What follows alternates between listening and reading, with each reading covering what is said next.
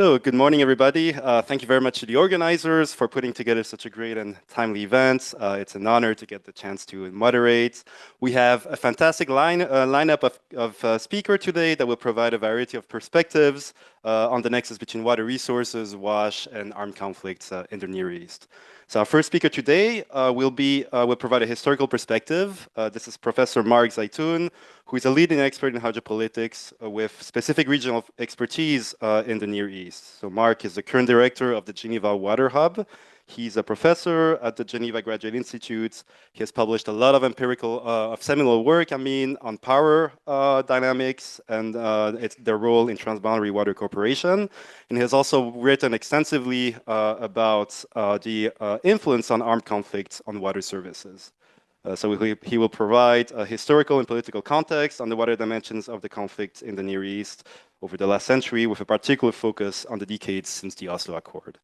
Our second speaker is Osama al-Sheikh Ali, who serves as the Deputy UNICEF WASH Cluster Coordinator for the State of Palestine. So he will talk about the current state of water, sanitation, and hygiene in Palestine in general, so Gaza and the West Bank, before and after the October 7th events. And then our third speaker will focus specifically on the current situation in Gaza. So we have the great privilege to have somebody from the ground. So we have Mr. Monthur Shoblaq, who's joining us from Egypt. So Monthur is the Director General of the Coastal Municipalities Water Utility in Gaza. He will provide first-hand information on water infrastructure and water management in Gaza, both before and after the October invasion, from a utility service provider point of view.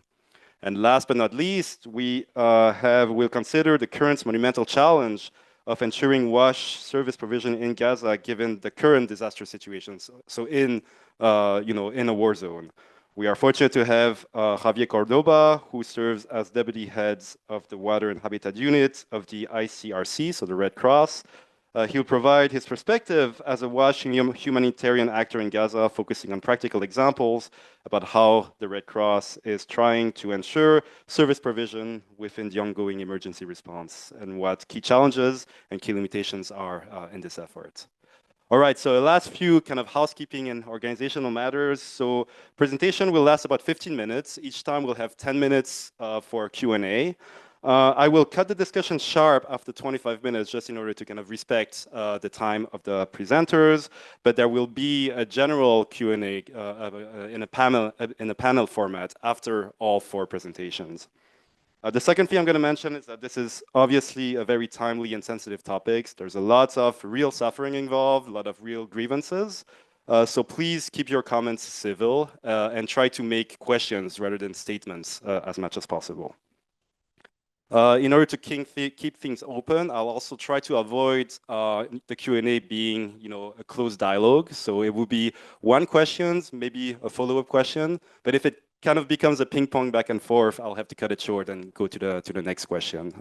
This is mostly for a matter of time, because of course we welcome discussions, and that's why we have the room for an additional hour after the event in order to kind of carry on discussion amongst ourselves. And finally, for the people on Zoom, I know there's many of you joining us remotely. You will be muted throughout the events, but if you have questions, please use the chat, and we have moderators who are also on Zoom and who will ask the questions, vocally on your behalf. All right, so without further ado, let's give the stage to our first speaker, Professor Mark Zeitoun. Yes, hello, everyone. Can you hear me?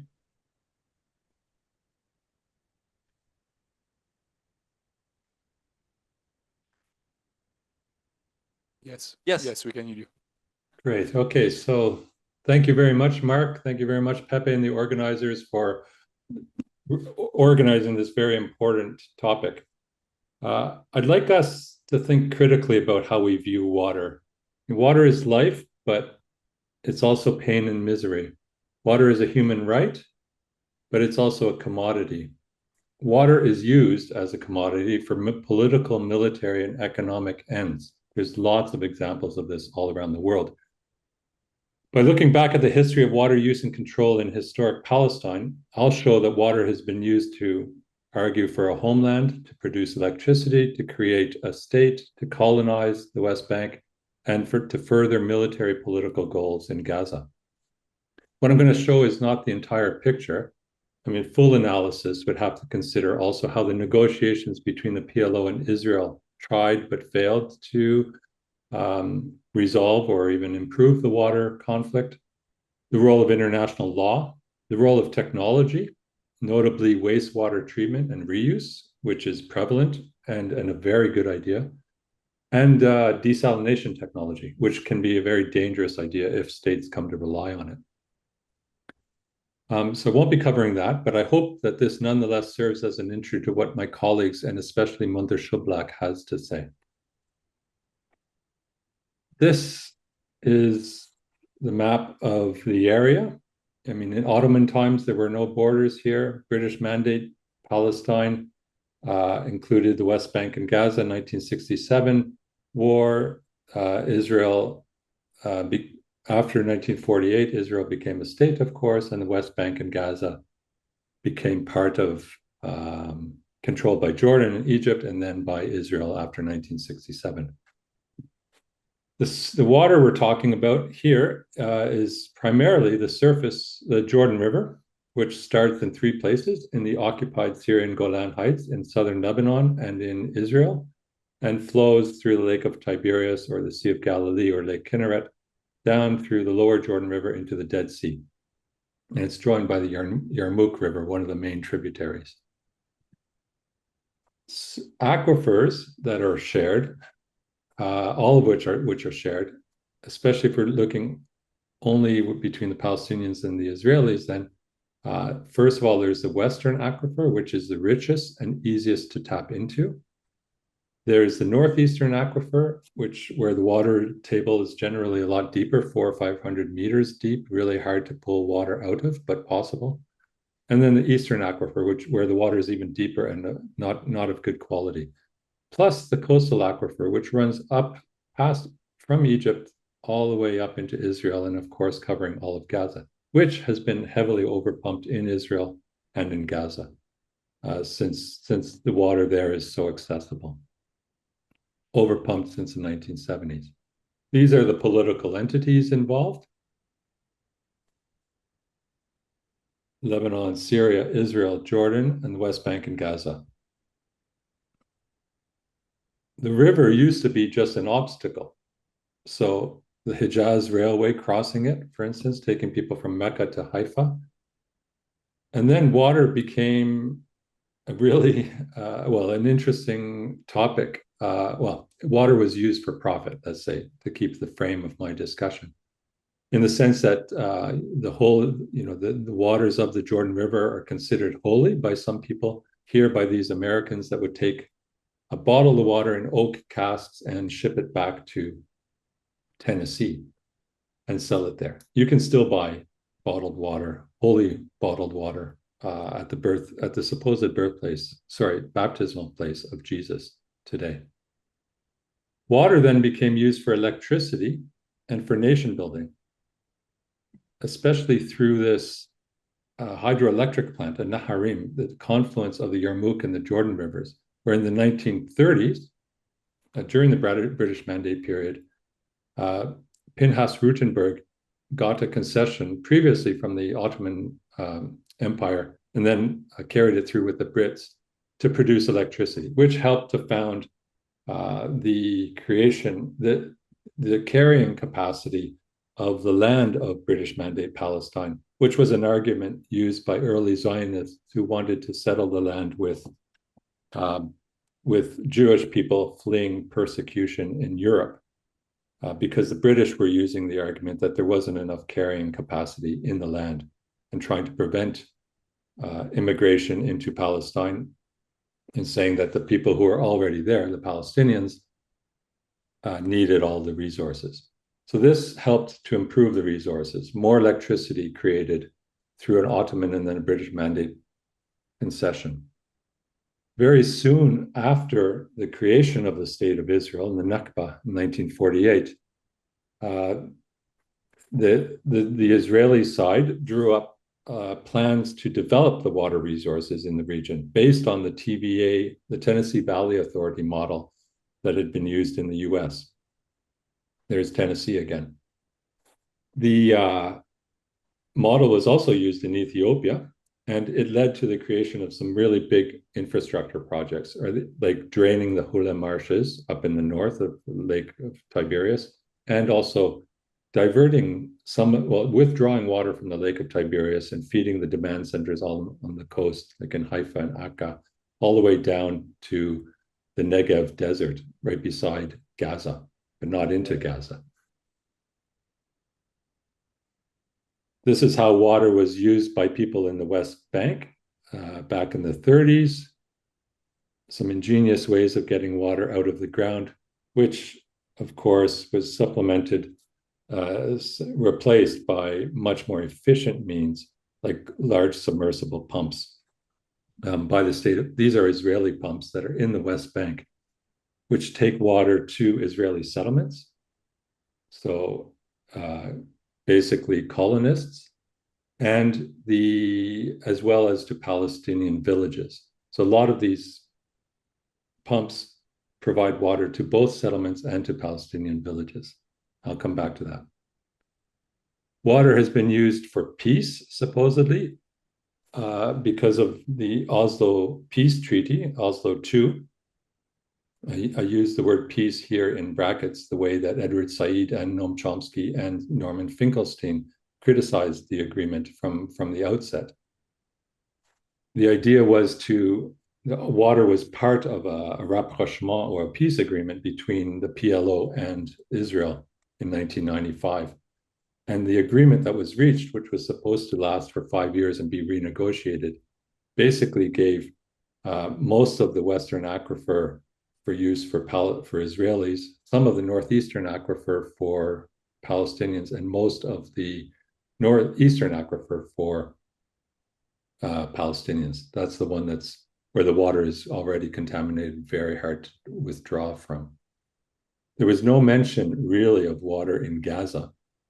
And so if you consider all the water resources that are involved, along with the Jordan River, which also wasn't mentioned in the agreement, it's roughly a split of 90%, 10% Israel West Bank. So that's one drop in every 10 that falls on the territory being under the supposed control of Palestinians.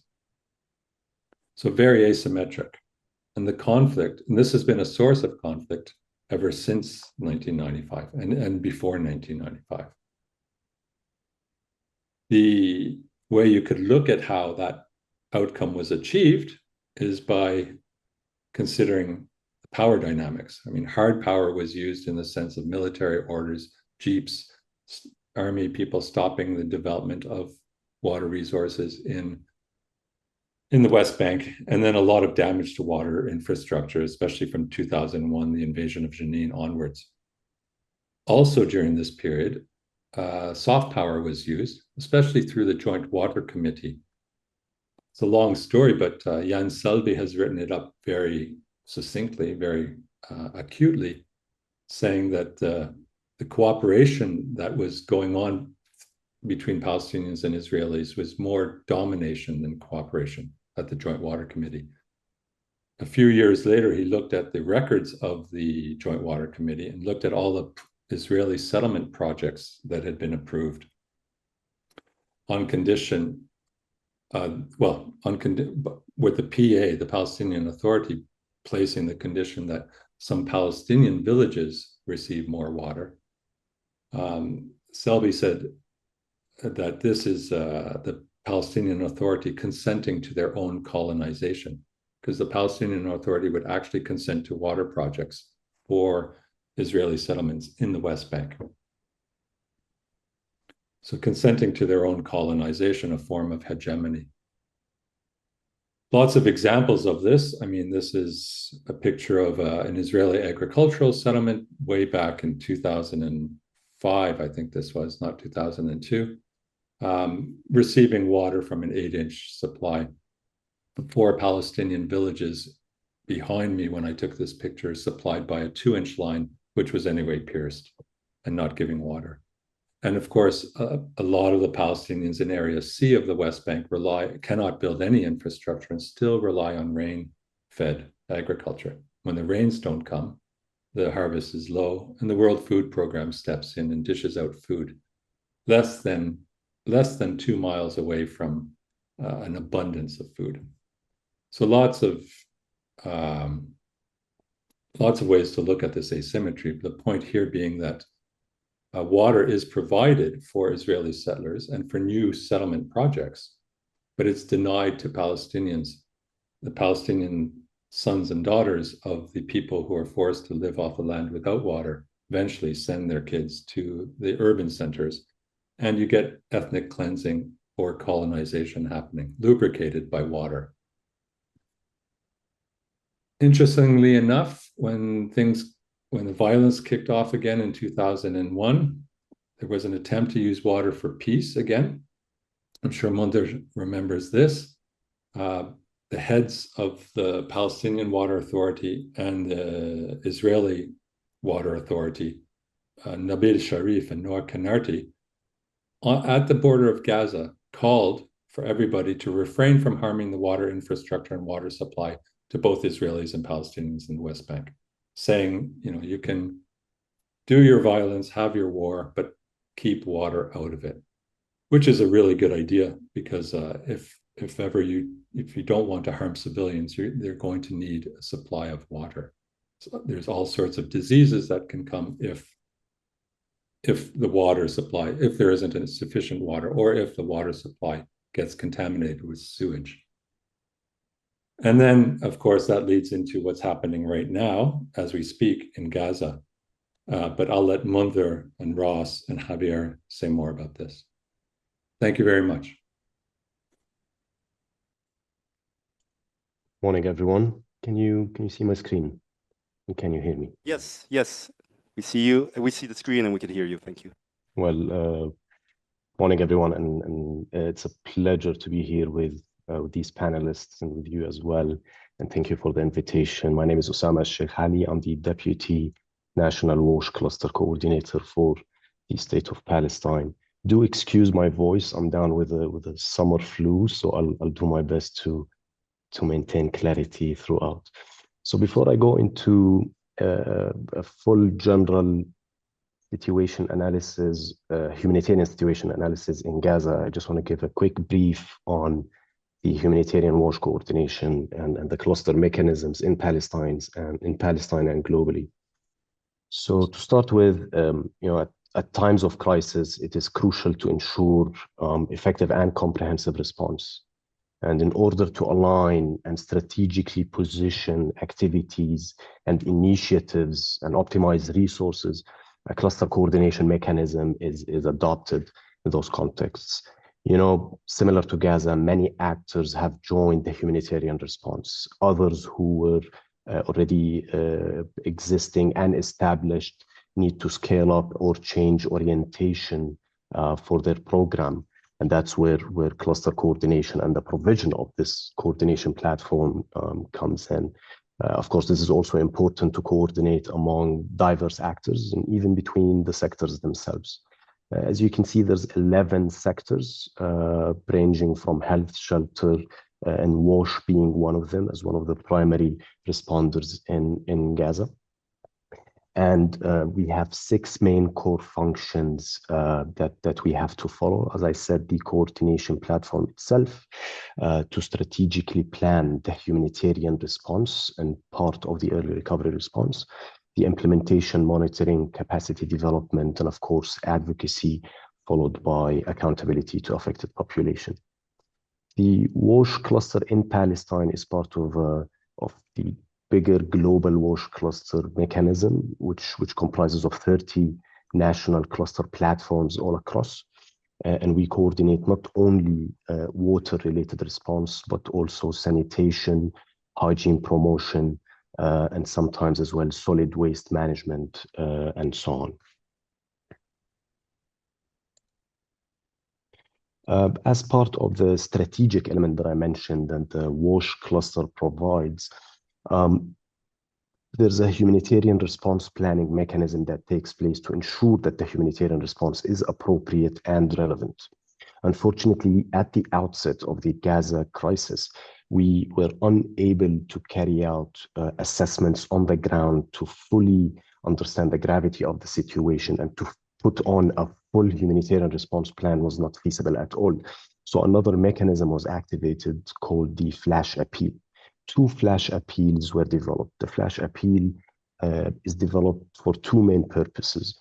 One, to strategically align WASH response actors in terms of what the needs are across governorates in Gaza, for example, and the West Banks, and what the response should focus on and how much resources it requires.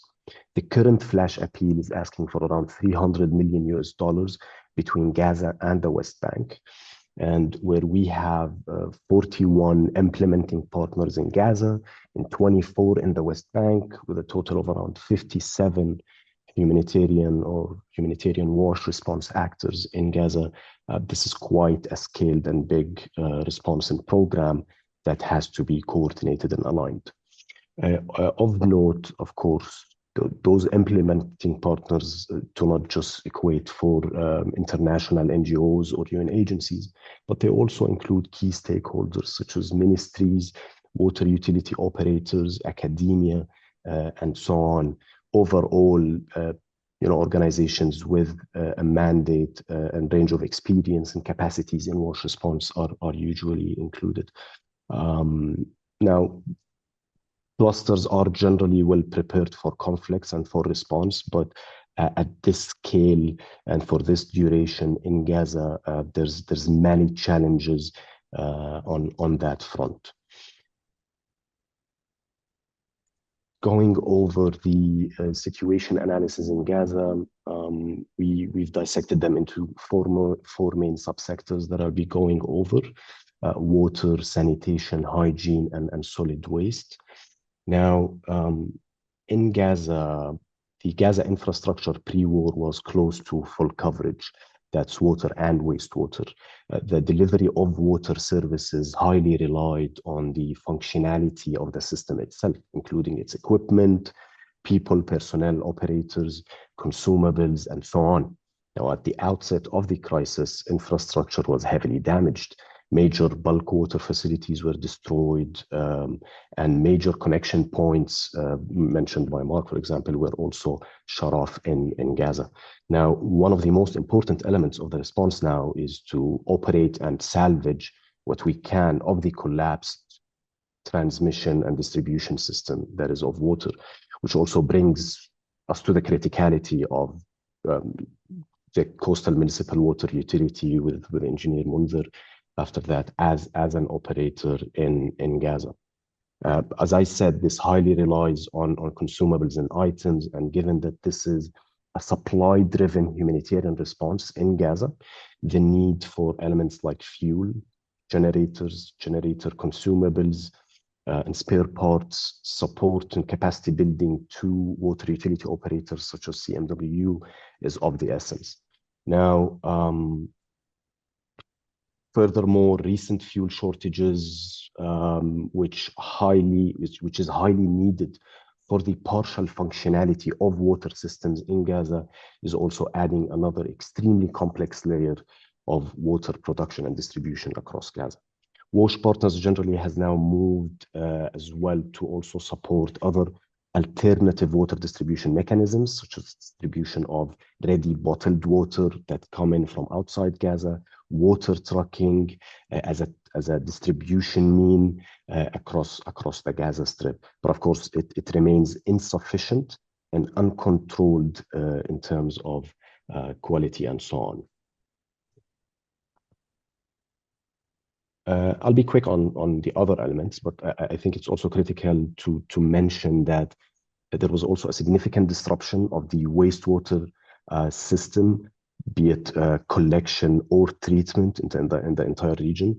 All 5 wastewater treatment plants in the Gaza Strip are non-functioning. All associated pumping stations for those treatment plants are not functioning. And most of the other primary or even secondary wastewater pumping stations are either partially functioning or non-functioning as well, coupled with destruction of hundreds of kilometers of wastewater collection networks. Now, this disruption in sewage management has led to the release of sewage to the Mediterranean Sea, widespread leakages across the Gaza Strip itself, ponds of sewage mixed with, say, stormwater in the streets, posing these major environmental contamination risks in locations where there's high density IDP settlements across the Gaza Strip. Now, if we look at the recent incursions in Rafah in May, for example, where many of the WASH partners and response actors were responding by building another alternative solution to sewage containment by building latrines of different types, as you can see on the screen. Communal latrines, shared latrines, or family latrines were fully destroyed through the Rafah incursion, noting that most of the population density was in Rafah at that time. With that, people now have moved into the middle area with very little of these alternative solutions for the containment of sewage, which also increases the risks of contamination and environmental risks across.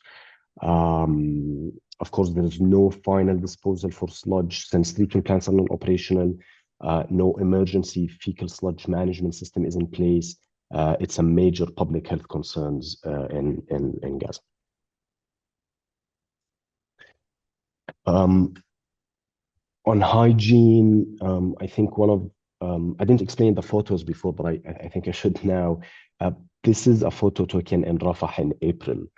Now, for this particular photo, it's around the Qatari hospital near Tel Sultan, if I'm not mistaken, which is currently now fully flattened and there's no IDPs. Rafah used to host, up until April, around what is estimated 1.6 to 1.7 million IDPs, but currently the estimation is around 80,000 IDPs in Rafah. So you can imagine this secondary or even tertiary displacement going from north to middle to south, and now again to the middle.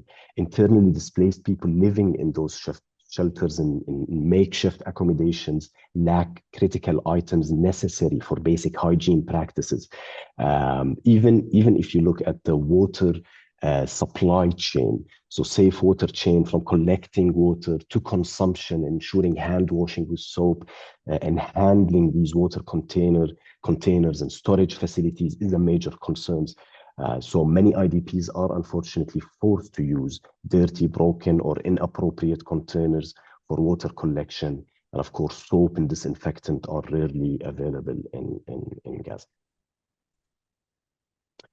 On solid waste, and since October, solid waste management in Gaza has been has severely deteriorated and currently collapsed.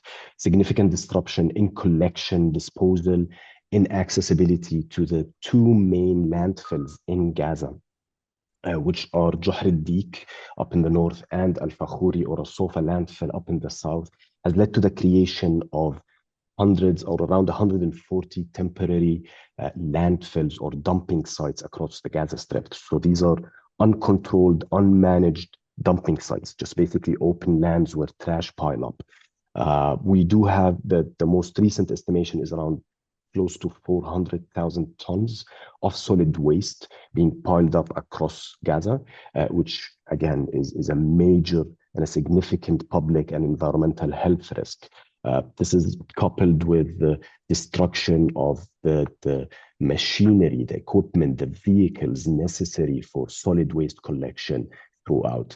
And without access to the main landfill, these entire temporary land sites and solid waste that is piling up across and throughout IDP sites is posing a huge concern.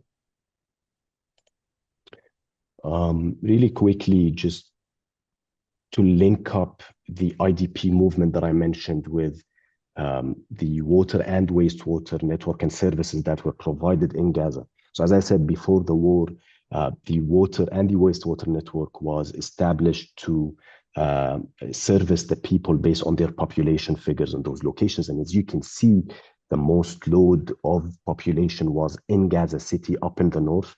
the one before last up, with approximately 750,000 people up in the north. But at the outset of the war, of course, people were asked to move into the south, where the infrastructure itself was not equipped to take on that burden and that load of population density in the south, coupled by the fact that there's a high level of destruction of the infrastructure, which I'll come to in a minute. Now, currently people are residing in the locations which have not only the most destroyed infrastructure levels, but also the lowest level of infrastructure that were available before the war, which is in the middle area. People moved in. Up until March, we had around 1.8 million in Rafah. And just now, we have those people moved to Deir al-Balah and to Khan Yunis, both locations which are basically already not very well connected in terms of network. Just keeping track of time. In terms of WASH assets and losses, just a quick overview. Gaza had three main seawater desalination plants.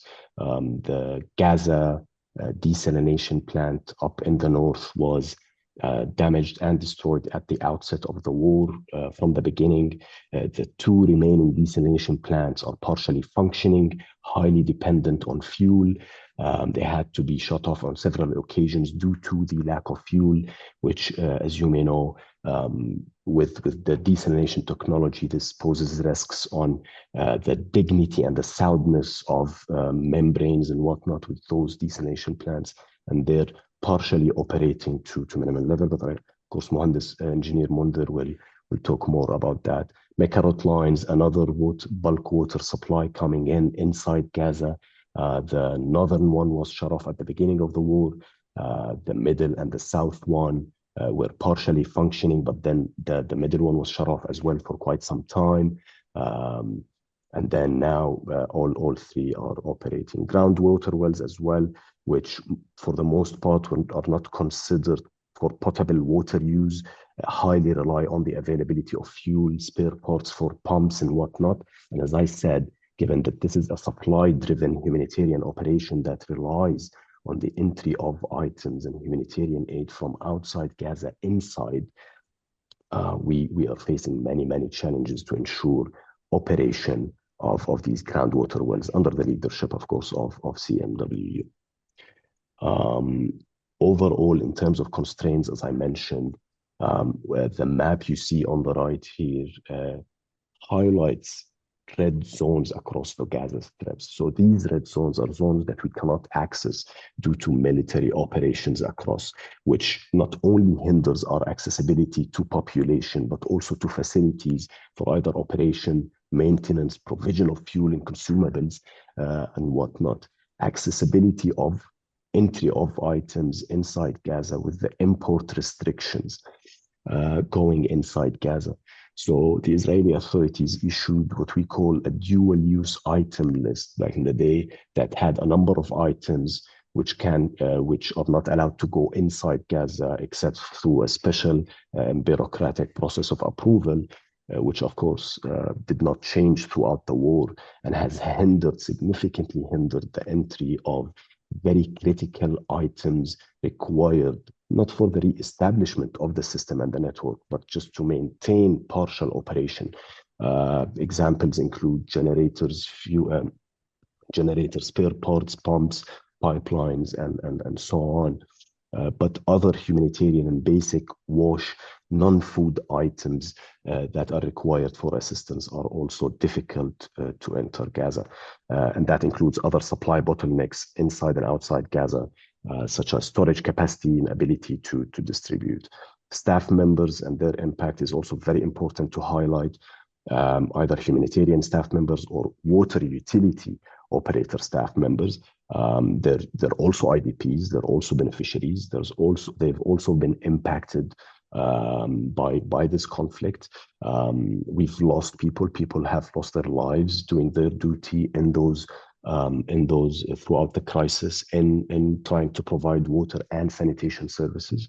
The lack of financial support and capacity to service providers in Gaza has made the situation catastrophic throughout. I'll be closing with just an overview of our current response, which is based on reporting by our partners. This is merely a snapshot, again, given that there's communication challenges across Gaza to us here in Jerusalem, and it's very difficult to access many locations across Gaza.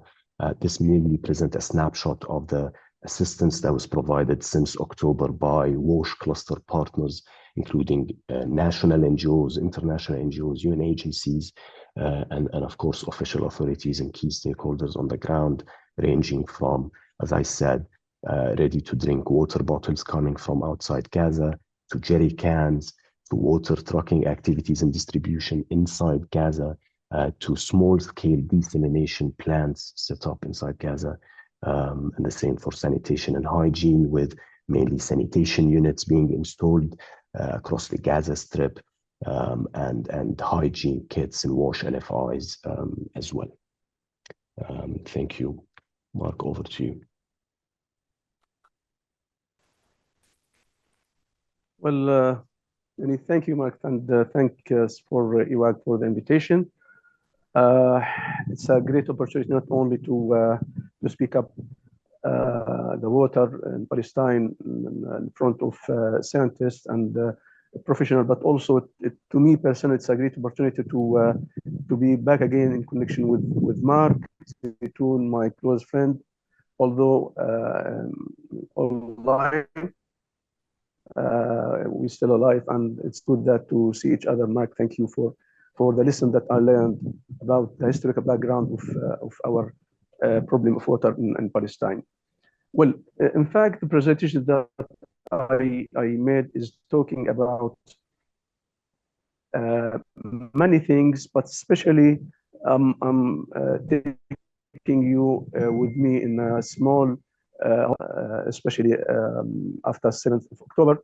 But let me just take 2-3 minutes, if that could allow me to be an extra time for me, to take you about talk about the situation before the war. As professional engineers, technicians, and decision makers, we inherited a water situation which you can look at and describe it as from back the history. It is not advanced. It hasn't well-developed resource. So the occupation left Gaza without a single infrastructure that could respond to the increasing demand of the people, not only the people, but also for the developmental sectors, which was expected to transfer Gaza as it was promised to be annexed to Singapore. Now, even though we started an effort of more than 2 decades altogether, all partners in the local and international partners, in order to develop our own systems in water and wastewater, by starting a well-advanced strategic plan for water and important demonstration project like building up wastewater treatment plant, and thinking about developing our own resource, improving the aquifer, but meanwhile bringing up to the system a non-conventional water resource. Top of that was the desalination plants. And we started in 2 decades serious efforts towards improving the life conditions of the Palestinians, even under boycott in the Gaza Strip, by, as my colleague Osama said, by using what is available in the local market, but also the most important, and this is one of the things that it is promising, is that we are capable to innovate, to find solution, and it is our capital is the human being, is the, which was described by some Israelis like animals, but to improve their life. And this is what happened when we built up desalination plants, on which since the start of the war we are depending a lot in bringing water to the people, even under tents. But also we built up 3 highly advanced wastewater treatment plants,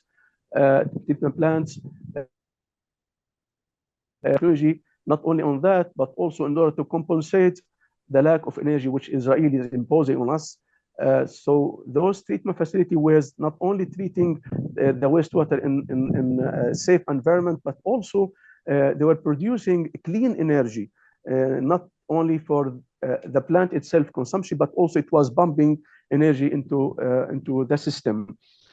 Well, I'm talking about more than 2 decades, which were not completely under stable conditions. They were all the time under highly risky environment when the Israeli used to invade Gaza, 5 attacks, 5 wars, call it whatever politicians would like to describe, but it was destructive.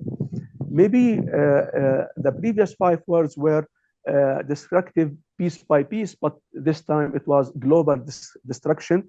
But even the last 5 wars, we managed to rebuild ourselves again.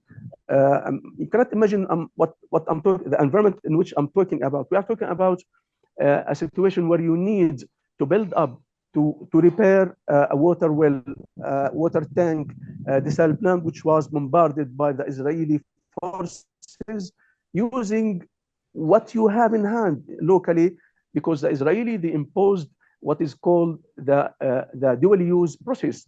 What does it mean from outsiders? It means that a knife that you are eating with is not easily allowed to enter, because you can eat with and you can kill with. This is what we reached before the war, where 40% of the people was reached by a high quality of water, drinking water.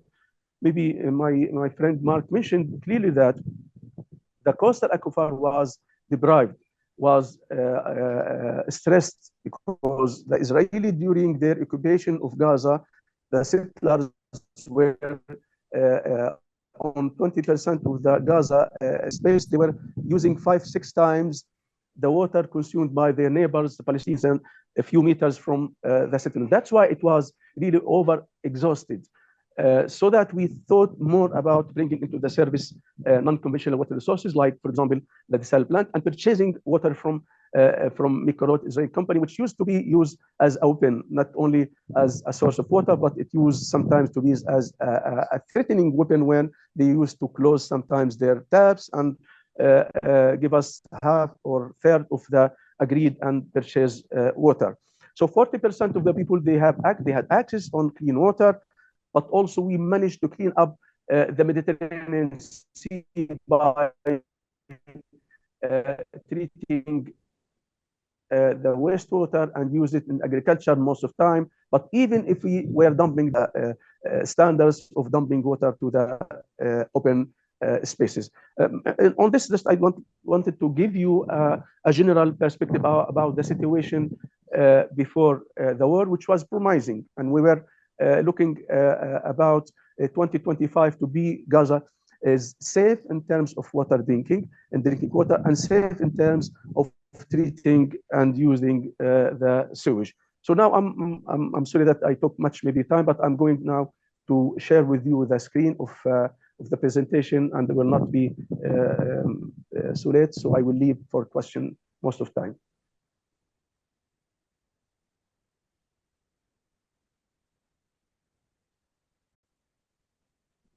You have it now?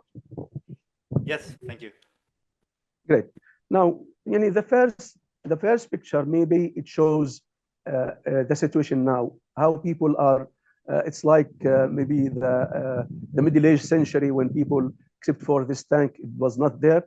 But it's the same startup with how to get water. Is people going to get water? Water doesn't work to them. It is a result of the war. Now, saying the impact of the water, can you imagine, or you need to imagine that starting the first days of the war, the Israel decided to cut on electricity. This is the first shock that we received, provided that all of ours, especially the advanced, I can say the advanced technology that we introduced in the system are mostly used, especially the cell plant and water pumps, water reservoir, are mostly depending on electricity. So we were obliged to quickly adapt with the situation and bring into the system a new solution. At the same time, also at the first month of the war, the Israeli destroyed 50% of our facilities. Now, having said that, you need to understand that targeting our facilities was based on information that we provided the Israelis. It doesn't mean that we are part of the Israeli army, but as a lessons learned during the last 5 years, we agreed that in order that the Israeli avoid targeting our facilities as per the common agreement that Mark mentioned with regard to the agreement between PWA and IWA, saying that we should not harm infrastructure in both sides. And look, the Israeli, they have all facilities, all weapons, so that they manage to target everything by their air fighters, but also by the high technology that they have. So all our infrastructure was put in a piece of paper called the GPS map, on which we put all our water wells, wastewater, treatment plants, sewage pump, everything was put in a map and shared with Israeli. Why? Upon our agreement with ICRC and PWA Palestinian, we said that why we don't share those information as preparedness program, so that we tell the Israelis, look guys, since you'd like to attack Gaza, try to keep those intact and not harm, so that we are capable to keep providing water to the people. Never happened, never respected this gentleman agreement, if I can say it, if it is the proper word in such kind of conditions. So the first time, the first war, they targeted our facility and we lost $5 million of money that paid by your money, taxpayers from our partners in the world. But in the last war, it was like a progressive targeting of our facilities. We lost $35 million, the value of infrastructure that the Israeli targeted. So it was a complete cut of electricity, severe destruction of water and wastewater facilities. But at the same time, there was a double restriction. It was dual use policy, but in the war, it was a complete restriction on the entry of materials, of the material that we need in order to keep providing people as a human right. If the world still remember this word, a human right, which is not applied most of the time on the Palestinian even before the war. Now, the war has caused significant damage to the water sector. As I said, 50% of our facility were not functioning, either complete damage or partial damage, or not operational because of lack of electricity. Likely that as listeners said, during the last wars, we managed to equip most of our facilities with generators, standby system. But again, problem is that those are the heart of the system. Without them, there's no service. So they were still in a bad need of fuel supply, which, as maybe some of you remember, when the cabinet of war, they decided to cut on fuel in Gaza. Later on, upon the intervention of our partners in the international community, they accepted to enter fuel, but it was like a drop by drop. Our need of fuel at the absence of electricity is more than 30,000 liters per day. What we are receiving is less than 20, but it is not a daily.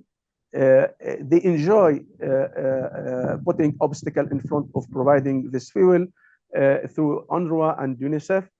Although this program is really well monitored. There is a system where you give technical information of the consumption, production against consumption, but also there is an organization called UNOPS, through which the Israeli, they double check about the use of the fuel. Now the electrical generator became highly exhausted. During the work, you are not allowed to use generators more than 8 hours. So third of our capacity is there. I'm talking not about water, I'm talking about only water, because the 3 wastewater treatment facility in the eastern side, they were the first ones which were either completely or partially destroyed. So we were completely without wastewater treatment facility, so that you pump the wastewater, collect it and pump it to the treatment facility. So today our sewage is produced in a place and flooded in the same place. This is now the situation. So upon our appeal to the world, they allowed the entry of some fuel. Now, let us talk about access of water. Before the war, again, upon the introduction of new resources of water, desal plants, desal plant, and more water from Mikorot, and the existing 308 wells, we managed to reach people with 100 liter per capita per day, which is in accordance to the international and Palestinian standards, which after 7th of October, in drastical way, we came up with having only 15 liter per capita per day upon the existence, the remaining facilities, but also the time that we are allowed to operate those facilities. And here I'm not talking about all Gaza Strip. This is only applied on the area where the people were obliged and forced to leave their homes from North Gaza to the south. So it is from the south to the middle down to the south, but the remaining areas like Gaza and the north of Gaza, if they are lucky, they are getting only 2 liters to 3 liters per capita per day. And each one of you, if he reads his invoice, can imagine the difference between the normal consumption and the need for shower, for drinking, for cooking, if I'm talking about 2 to 3 liters, and if it is even 15 liters per capita per day. Now, during the military actions, Mikorot feeders pipelines, which were representing almost 20% of our resources, good quality of water, were stopped, and others stopped not because the taps were closed from the Israeli side, but also they were a subject of Israeli destruction during invading the eastern side of the Gaza Strip. So until November, 2 months after, when we managed to gradually upon the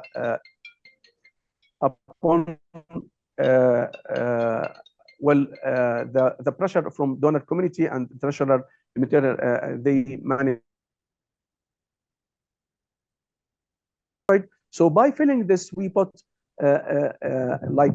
those taps where people are come instead of going to the water tankers, they go to the taps and get their own water, and this is a second alternative. The third, I would say, advanced intervention that we consider really wow. You know, it's something that relieved us and managed and helped us to reach people with clean water by installing those mobile desal units. It's a genius technology that newly brought into the service in Gaza.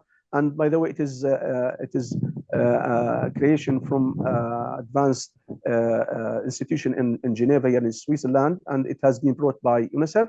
And by this, we can desalinate any kind of water, brackish water, seawater, and it has its own energy system. So it is, yes, it's a small production, but whenever you put it on a line near a school at the exit of the well, you secure a third source of water that people can get a clean water. Also, the construction of seawater desalination plant was also an added value that we made use of when our partner in the Emirates, Red Crescent, they built up a seawater desalination plant of 2,400 cubic meter a day in the Egyptian side, and they lay out a pipe that reached clean water to us in the Palestinian side. Now, after the Israeli invasion of Rafah, this excellent new source of water that helped us to reach more people is no more valid because the Israeli, they destroyed the pipeline, which bringing the water into the displaced people. The other topic that I'd like maybe of interesting for, I think, most of the researchers are around the table on the front of me, the wastewater services. As I said before, before the war, we managed to build up an advanced wastewater plant, of which we managed to a high level treat the sewage. But after the war, the 3 plants are either destroyed or non-operational, so that 100,000 cubic meter a day untreated sewage is discharged to the sea, provided that, again, the sea today is the displacement place nearby. So people are there. If you saw some picture lately when people, because of the stress of the war, they let it down and they went to swim, and provided that, I'm not sure whether it is safe, but we could not prevent people to change their mind and go to the sea. But 100,000 cubic meter a day is dumped today to the ocean because we cannot collect and we cannot take it out away to the treatment facility. So I think there is not only the significant disruption of wastewater treatment, but also there is a significant exposure to epidemics and diseases. Repair and maintenance of damaged infrastructure is hindered again and again by the ongoing blockade, and also the operation, the military operation, is not helping us to go and fix damages easily, so that the flooded is all around the displacement place. And some photos maybe reach through the media where around the tents there are a river of raw sewage where we cannot collect it and we cannot take it away from. All what we can do is using the mobile pumps, so that we try to dry the area, we try to take this sewage away from people, but most of the time it doesn't work efficiently. Now, I'm here mentioning some of the destruction of facilities. This is CMW headquarters, which became this photo. I don't know what is the added value when headquarters, a building which has a GPS shared with the Israeli. They know the site, they know the role of this facility, and we were in a coordination relation with the Israeli, and even the world, they used to call me and ask questions here and there, but it doesn't prevent them to destroy this facility, which contains our history, data, information, maps, data, everything. But also here we had a central lab through which we were taking samples and know what is going around us. Also targeting the central waste warehouse. It contains our maximum capacity to respond to the increasing demand of repair. And by the way, it was my last displacement place, myself with my family and my colleagues' families. And this the confliction approval from the Israeli through OCHA, through UNICEF and PWA, but it didn't prevent them to target us in an overnight. And 4 of our families were killed, and one of my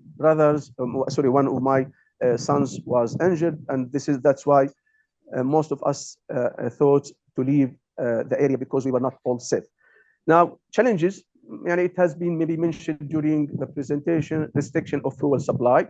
The Israeli occupation refused all the time all attempts to coordinating to entry of materials and repair of damages. Of course, cutting of Mico Road, even if it is bad, it's 40% of its original capacity. But also, our staff working with the ground are working without security of their families. They are working, and as most of service providers, they don't get salaries and financial assistance because we don't issue bills. So they are working like national service. So you don't get their salaries under, and even they are not allowed to go and get assistance from a humanitarian organization, because they are not allowed to leave their field and work and keep serving people. Targeting crews, and this maybe Osama did not mention while talking about the environment of working. No, we were targeted, and 8 of our colleagues, engineers, technicians were killed, although their cars was coded on top of the vehicle, and it has been shared like the other data that we shared with Israeli, even though during their work they were targeted, and 8 of them were killed, and around 20 were injured during the time of the war. The needs, maybe it is not part of the expected output of this respected event, but this is what maybe the interested partners sharing this meeting needs to know, that the repair and rebuilding of various facilities Today, its value is $350 million.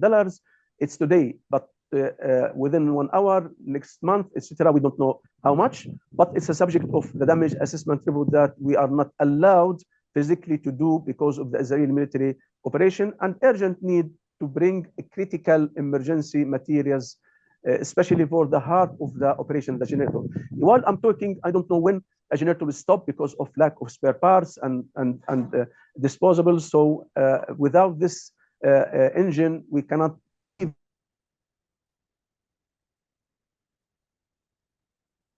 resource in order to bridge the gap and ensure the WASH response is fully funded.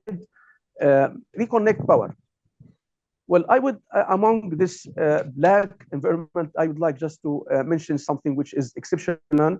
We managed, upon the support of our partners in donor community, to convince the Israeli to bring back again a dedicated line to the southern area desalination plant, which will really help us at least to produce 15 to 20,000 cubic meter per day from this facility instead of the 2,000, 3,000 that is produced today from this facility. This is a good line that we can build on, and it would give our partners the impression that if you are determined, you would like really to help Palestinians even during the war, you can.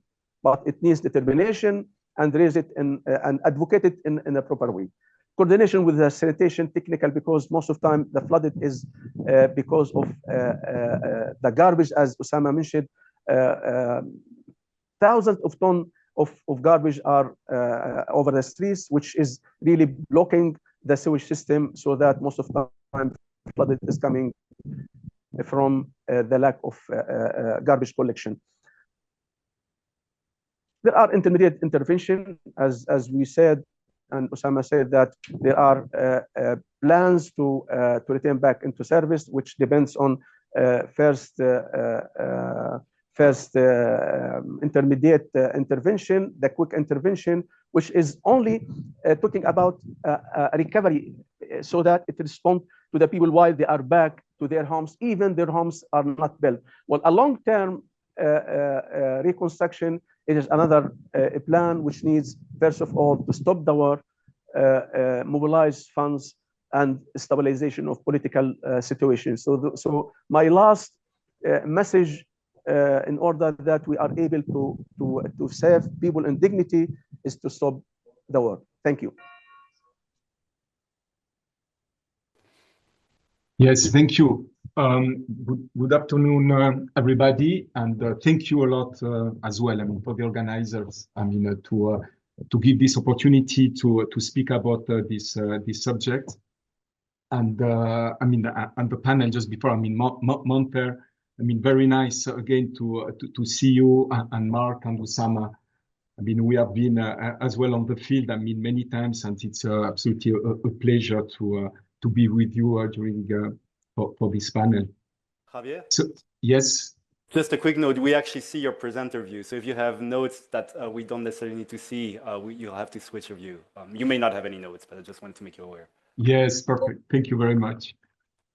So okay, to continue to build on what has been said, I want to come back on two main aspects that they have been already mentioned, but they're absolutely key actually to understand what has been done actually in terms of the humanitarian organization, and particularly institution like the ICRC in this context, and what I mean should be done. I mean, the approach that should be led in such kind of context.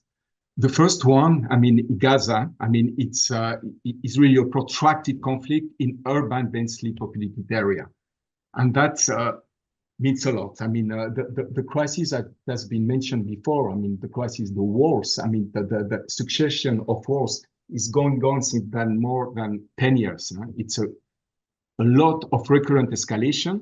I mean, and it starts already. I mean, before even 2008, 2009, then 2012. 2014, 2021, and now 2023, and going up and up in 2024.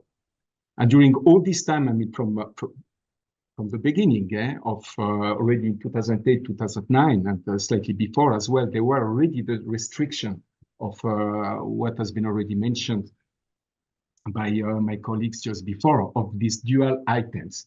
I mean, this difficulty, this often this impossibility to bring material which perceived to be used for other means. During all this period, this time as well, I mean, it has been a worsening of the environment on the ground, the depletion of all the resources, and of course, the fact that the quality of the water of the aquifer has been completely collapsing during all these years. All that, I mean, has been, driven to a steady decline of the delivery of essential services for the overall population since many years. And we have been an accumulation of direct impact to be on the infrastructure that we have seen, but as well on the people, as Monser said just before, and on the consumables. Direct, indirect impact across the time, across more than a decade, and bring, to a cumulative impact, which today we can see, in the graphic, which is on the right-hand side, we are really at the bottom of this graphic. We passed already these thresholds, of public health emergency. And today we are, is no more the verge of the collapse of the system. The system collapsed already. And we have already, communicable diseases going around. So we have been today really in a disastrous situation. And that, we need already, already the past years, the international community tried to enrage, to stop this vicious cycle that was already observed going down due to all the elements I just mentioned before. And today we are really completely overwhelmed and overpassed by this reality with this current situation. The second aspect to be taken into consideration in this context is the fact that, yes, today we are speaking about water, but we cannot disconnect water from the rest of the other essential services in Gaza. They are completely interconnected. And electricity, connected to everything. Without electricity, without power, we can do nothing. You cannot pump water, you cannot treat it, you cannot distribute it.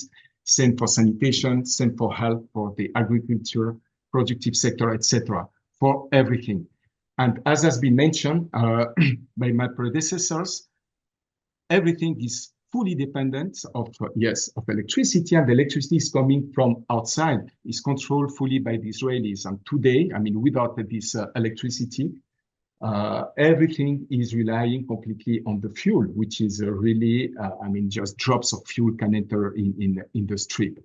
So to engage, let's say, on a program, to be a humanitarian organization, or even in the future, a development organization will be able to enter there and to work. And that how it used to be done in the past, you need really to understand this interconnectivity, to understand the systems, and to operate in a way that every action, every project in the strip is done, with a perspective to build up the resilience of the system itself. So that was done, in the previous years, and all this collapsed after the 7th of October. I pass to the next one. So this kind of approach, in which every project has to bring a resilience of the system itself, the ICRC had different ways actually to tackle these issues. It's, of course, first, to respond to the direct emergencies as best as possible, depending on the security, of course, on the ground, the access and the availability of the resources. And as well, building, again, this resistance to shock, and a huge work which has been done during this last nearly 10 years. It was working on the emergency preparedness of the system, and notably all this work has been done in support and with the Coastal Municipality Water Utility, CMW, with Monser, and as well other emergency responders that to be, for instance, JETCO, the Gaza Electricity Distribution Corporation, or the Palestinian Energy and National Resource Authorities, PENRA, etc., PWA, CMW. So all that, for a humanitarian actor, is done in partnership and in support to all these entities. Today, after the 7th of October, I mean, all these plans collapse after 3 months. For instance, all the stocks that were done, or the preparedness which was built up with the CMW, for instance, after 3 months, it was completely on the ground already, completely collapsed. That, for instance, this kind of intervention, which used to be in the past, we can bring back the same pictures for today. So the kind of intervention can be done in emergency during the war itself. In this context is, for example, the reparation of the network directly and the electrical poles, bringing back the electricity as best as possible and continuing to build up on the resilience. We have been supporting as well the PW and the CMW to build up the operation and maintenance of the facilities, and as well to come with this kind of resilience project, which enable actually more flexibility and redundancy to absorb shocks for the different systems. Here are some pictures just showing the kind of interventions.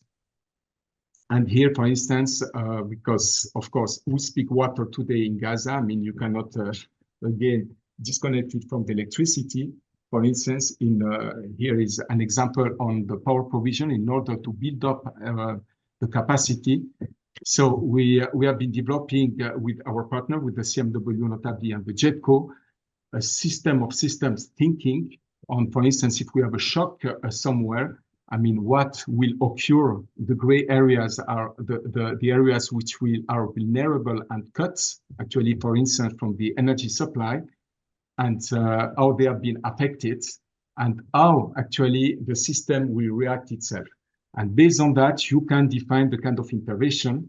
You can focus actually your programming in the places where actually a project will have an added value to bring up, I mean, resilience to the system and reduce the vulnerability of the full system. That are examples of other projects which were done just before the war, the current war, for instance. It was, for instance, to energize the second dedicated power lines directly to water and wastewater infrastructure, to hospital as well, on all these essential assets inside the Gaza Strip in order to absorb again a shock. That is just, I mean, few examples as well to work. That was actually a lot of work has been done in this direction, and the vision, of course, and the vision is as soon as possible to continue to go in this direction, is to build up, for instance, these microgrid creations, you know, in the sense that the power can be shared actually to other components of the system and feed the electricity supply to the different services. Another work which is absolutely clear, I mean, to continue, I mean, that has been done and continue to be done as best as possible by everybody, is this coordination of the movements to allow the staff of the service provider of humanitarians to go on the spot and fix, for instance, a water line or electrical system or whatever, to go on the ground and to have an action. And that is a coordination which should be done, of course, with all the parties in conflict. And that, unfortunately, we have seen, I mean, during this last crisis, that is not functioning at all. And okay, there have been a lot of targets directly to be on humanitarians and on the service, essential service workers, and of course on the full infrastructure. So we are currently in a real catastrophe regarding this. And as well, I mean, we have been working, I mean, we try actually to help the CMW and with others like UNICEF as well to bring this contingency stocks in different warehouses. And again, as I said before, that lasts only for the first 3 months of the current war. There have been a lot of work as well done in the past, you know, to increase the visibility of the public service providers, and not only about the PRCS and the ambulances, but as well for instance, the CMW, again, JETCO, the electrical companies, civil defense, etc., that they have distinctive signs in order that they are not be targeted. Obviously, it is not functioning today, and they become as well targets of the current situation.